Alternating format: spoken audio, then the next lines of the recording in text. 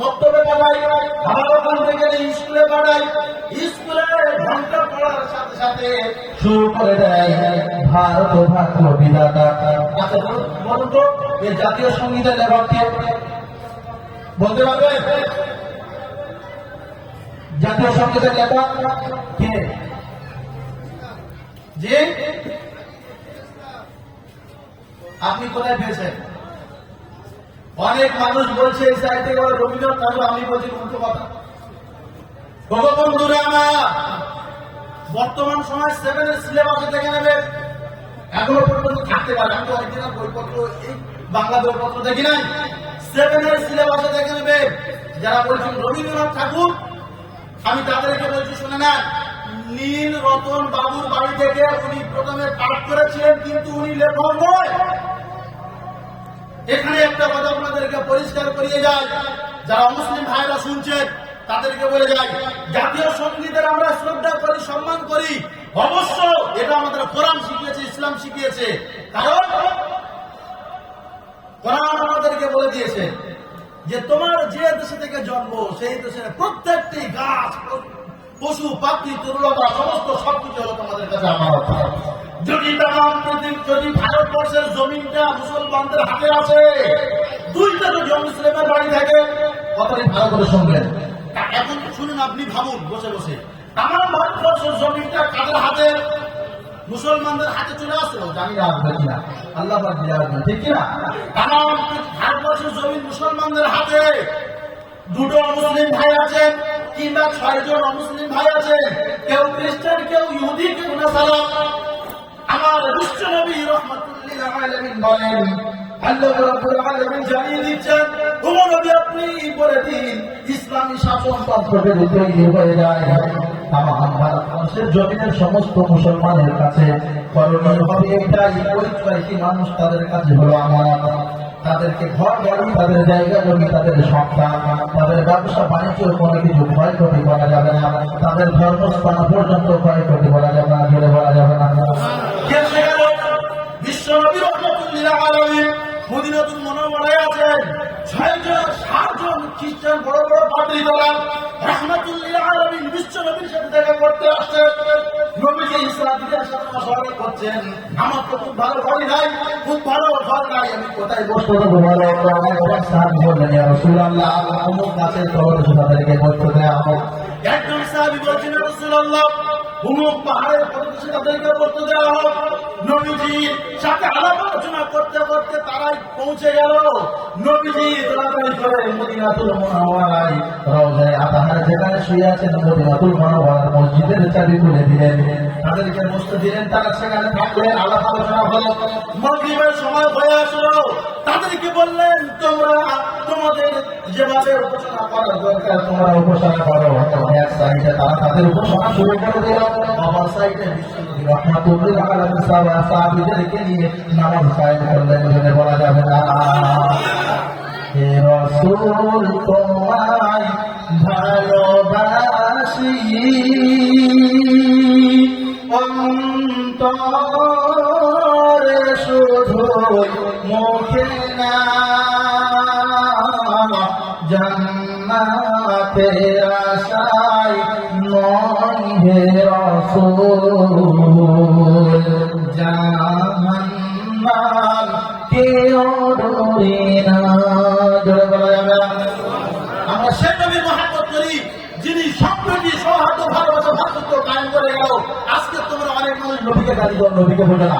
তোমরা বন্ধুরা, নবীজি বলছেন, তামাম ভারতবর্ষের জমিন নয়, তামাম পৃথিবীর জমিন যদি মুসলমানদের বাচ্চায় এসে যায়, ওই মুসলমানদের হাতে ক্ষমতায় আসার ফলে কয়েকজন মুসলিম ভাই যদি দেশের মধ্যে থাকে, সমস্ত মুসলমানদের করণীয় হবে ওই মুসলিম ভাইদের ঘর বাড়ি, থাকা খাওয়া পড়া, সমস্ত সম্পত্তি আমানত, তাদেরকে কোনো ক্ষয়ক্ষতি করতে দেওয়া যাবে না, বেড়ে বলা যাবে না। এই জন্য ইসলাম হলো আমার গর্ব, ইসলাম হলো আমার অহংকার, কোরআন হলো আমার গর্ব, কোরআন হলো আমার অহংকার। আজকে তোমাদেরকে এই কথাটা বোঝানোর জন্য আমি বলছি, জাতীয় সঙ্গীত আমরা যে বলি ভারত ভাগ্য বিধাতা, এর অর্থ এটা নয় যে আমরা জাতীয় সঙ্গীতকে মানি না, জাতীয় সঙ্গীতকে হাজার বার মানি।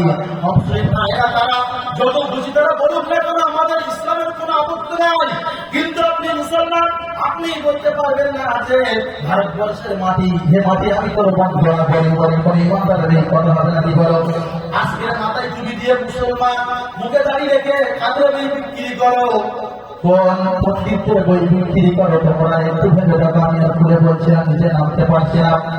আজকে তোমরা মুখে যে স্লোগান দাও, আজকে তোমরা যে সমস্ত কাজগুলি করো, তুমি মুসলমান, তোমার তো একবার ভাববার দরকার ছিল। তোমার কিছু চালের আশায়, কিছু টাকার আশায়, কিছু অর্থের লোভে, কিছু চেয়ারের লোভে তুমি তাদের কাছে বিক্রি হয়ে গেলে, তো তারা তোমার ধর্মের মান দিতে চায় না, তারা এখন তোমার ধর্মকে খণ্ডন করা শুরু করে দিয়েছে। বন্ধুরা, এজন্য করে সমস্ত ক্ষমতার মালিক আমি আল্লাহ, আমি আল্লাহ সমস্ত ক্ষমতার মালিক। তুমি যে বাচ্চাটাকে মন্তব্য পাঠিয়েছে তাকে বলে যাও যে ওই ভাষাটি তোমার বলা যাবে না। তাহলে ইমান আমরা যারা এনেছি, আমরা ফেরাকে গালি দিতে পারবো না, আবহাওয়াকে গালি দিতে পারবো না। ফেরার জন্য, অন্যান্য অনুষ্ঠানের জন্য, ব্যবসা বাণিজ্য কারবারের জন্য হঠাৎ বুঝে নেন আপনার হাওড়া হাট সিজন এসে গেছে, এত বৃষ্টি, প্রবল বৃষ্টি আর ঝড় এসে গেছে, বসে বসে গালি দিচ্ছেন। আজকে আমি দেখছিলাম আসার পথে থেকে কিছু মুসলমান নওজোয়ান তরুণ ছেলেরা তারা রাস্তা দিয়ে যাচ্ছে আর কি, যাওয়ার সময় তারা না বুঝে করছে আর কি, আমি বুঝতে পারছি আসলে এদের শেখানো হয় নাই, এদেরকে আমরা বোঝাতে পারি না। এর নাম ইমান নয় যে তুমি একজন মুসলমান, তোমার জবান সতর্ক রাখতে হবে। মুনাফিকি চরিত্র নিয়ে তোমার জবানকে তুমি করতে পারবে না, তুমি রবকে গালি দিতে পারবে না, আবহাওয়াকে গালি দিতে পারবে না। তোমার সজাগ হয়ে কি কথা তুমি জবানে বলো, কোন স্লোগানটা তোমার চিন্তা ভাবনা করা দরকার। বন্ধুরা আমার, এবার আল্লাহ রাব্বুল আলামিন বলছেন ওই সমস্ত মানুষদেরকে বলা হয়েছে আল্লাযী খালাকাল মাউতা ওয়াল হায়াতা, যে সমস্ত মানুষেরা বড় বড় সন্ত্রাসী, নবীজিকে তাদেরকে বলছিল নবী আপনি বলে দেন, আমি হলাম দুনিয়ার মালিক, সমস্ত সব কিছুর মালিক, আমি হায়াতের মালিক, মউতের মালিক। অর্থাৎ وما هذه الحياة الدنيا إلا لهو ولعب وإن الدار الآخرة لهي الحياة لو كانوا يعملون। আল্লাহ রাব্বুল আলামিন বলেন, এই দুনিয়াটা হলো নিছক একটা খেল তামাশা, নিছক খেল তামাশা ছাড়া আর কিছু নাই। অর্থাৎ নবীজিকে বলছেন আপনি বলুন, বল মাতাউদ দুনিয়া কলিলুন ওয়াল আখিরাতু খায়রুন লিমান ইত্তাকা। আপনি বলুন, দুনিয়ার জিন্দেগিটা হলো খুব কম সময়ের জন্য, পক্ষান্তরে পরকাল হলো মুত্তাকিনদের উত্তম অবশেষকাল। আল্লাহ রাব্বুল আলামিন বলেন, আরদিতুম বিল হায়াতিদ দুনিয়া মিনাল আখিরাহ ফামা মাতাউল হায়াতিদ দুনিয়া ফিল আখিরাতি ইল্লা কলিল। আল্লাহ রাব্বুল আলামিন বলেন যে দুনিয়ার সুখটা হলো খুব কম সময়ের জন্য, দুনিয়ার দুঃখটা হলো খুব কম সময়ের জন্য, পক্ষান্তরে পরকালের সুখটা হলো অনেক বেশি, পরকালের দুঃখটা হলো এরকম ভাবে অনেক বেশি। অর্থাৎ দুনিয়া থেকে আল্লাহ রাব্বুল আলামিন বলেন, ফাআম্মা মান তাগা ওয়া তাওয়াল হায়াতাদ দুনিয়া ফাইন্নাল জাহিমা হিয়াল মাআওয়া। আল্লাহ রাব্বুল আলামিন বলেন, যে মানুষ যারা এরকম চিন্তা ভাবনা করে দুনিয়ার জিন্দেগিটা হলো আসল জিন্দেগি, যারা এরকম চিন্তা ভাবনা করে চিন্তা, তারাই তো কেবলমাত্র এইরকম ধরনের মানুষ হতে পারে, সমাজে মানুষ মারতে পারে, সমাজে যারা চিন্তাই করতে পারে। কারণ তারা জানে দুনিয়ার জিন্দেগিটা হলো আসল জিন্দেগি, দুনিয়া থেকে যতদিন ক্ষমতায় আছে এতদিন হলো আমাদের আসল জিন্দেগি, আর জানি না কবে কি হবে।